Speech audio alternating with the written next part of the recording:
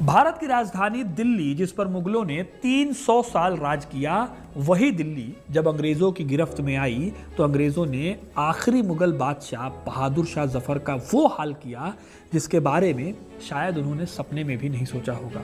आज के इस वीडियो में मैं आपको बताऊंगा कि पूरे हिंदुस्तान पर हुकूमत करने वाले मुगलों के आखिरी वारिस का कितना दर्दनाक अंत हुआ, क्यों बहादुर शाह जफर को 1857 के बाकी विद्रोहियों की तरह काला पानी की सजा ना देकर उन्हें रंगून में मरने के लिए छोड़ दिया गया, कैसे लाल किले के आखिरी वारिस की मौत गुमनामी में ही हो गई।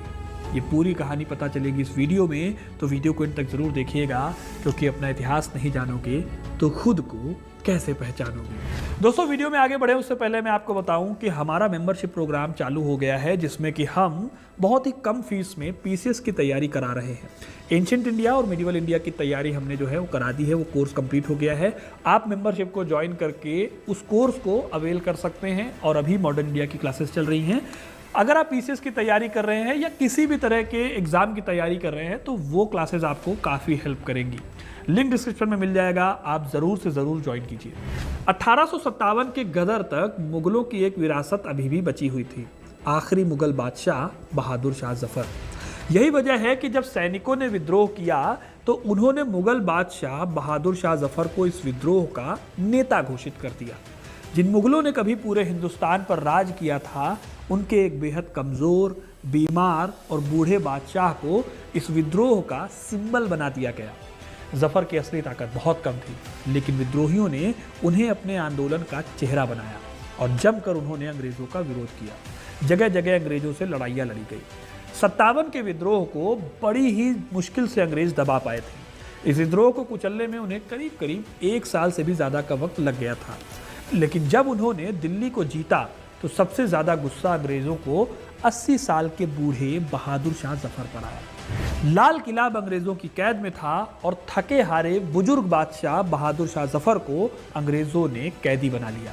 अंग्रेज़ों ने उनसे वादा किया कि वो उन्हें जान से नहीं मारेंगे, शायद इसलिए भी क्योंकि अंग्रेज़ों ने इससे भी ज़्यादा दर्दनाक सज़ा उनके लिए सोच रखी थी।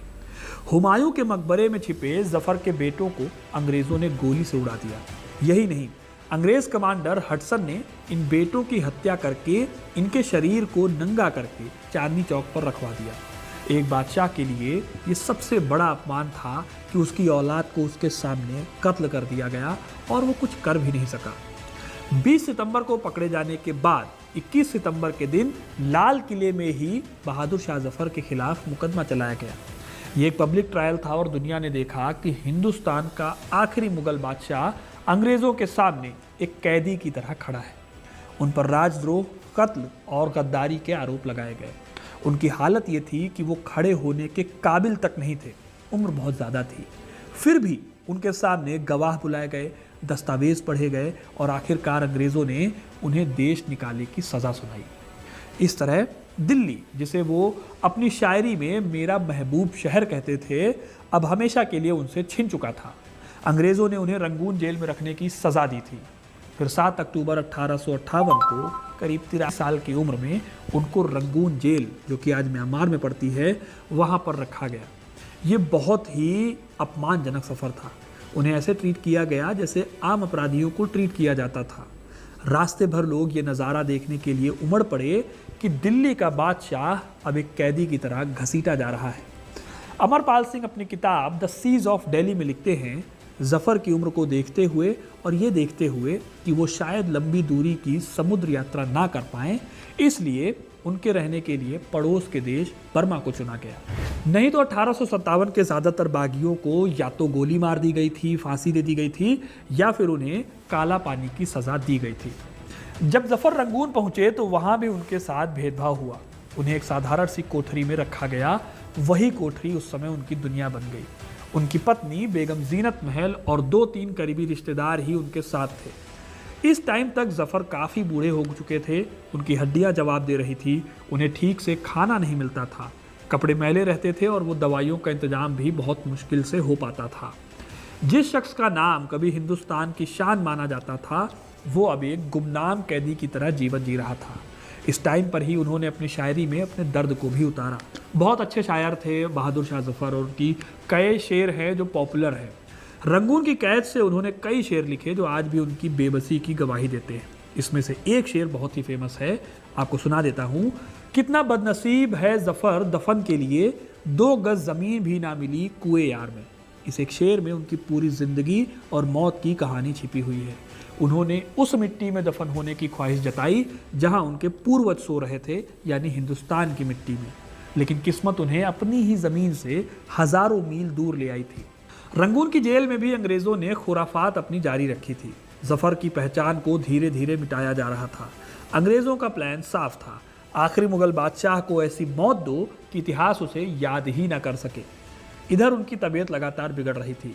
7 नवंबर 1862 की सुबह उनकी मृत्यु हो गई। भारत का आखिरी मुगल सम्राट अब इस दुनिया में नहीं था और उसकी मृत्यु भारत के बाहर हुई थी। लेकिन उनके मौत पर ना तो कोई शाही सलामी हुई, ना कोई अंतिम सम्मान हुआ।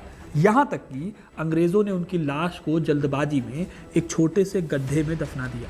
उनकी कब्र तक को बिना निशानी के रखा गया ताकि लोग वहाँ इकट्ठा होकर उन्हें याद न कर सके। ये सब इसलिए भी हुआ कि कहीं कल को विद्रोही उनकी कब्र की दुहाई देकर भी कोई बड़ा विद्रोह न खड़ा कर दें।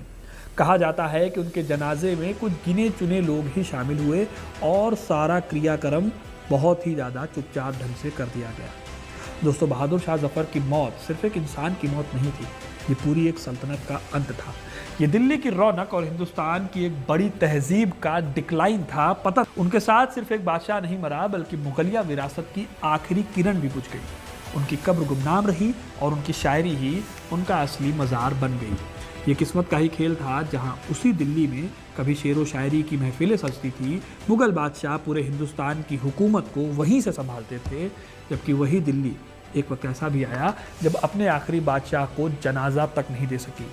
बहादुर शाह जफर की मौत इतिहास की सबसे दर्दनाक मौतों में से एक मानी जाती है। आज भी उनकी कब्र को लेकर डिबेट होती है कि उनकी असली कब्र कौन सी है। इस डिबेट को मैंने इस वीडियो में डिटेल में बताया, आप चाहें तो वहाँ पर लिंक पर क्लिक करके देख सकते हैं। बाकी आपको ये कहानी कैसी लगी कमेंट करके ज़रूर बताइएगा। वीडियो को लाइक और शेयर करना ना भूलें और ऐसी इंटरेस्टिंग कहानियों के लिए, इतिहास से जुड़े रहने के लिए हिस्ट्री कनेक्ट को सब्सक्राइब ज़रूर करें। धन्यवाद।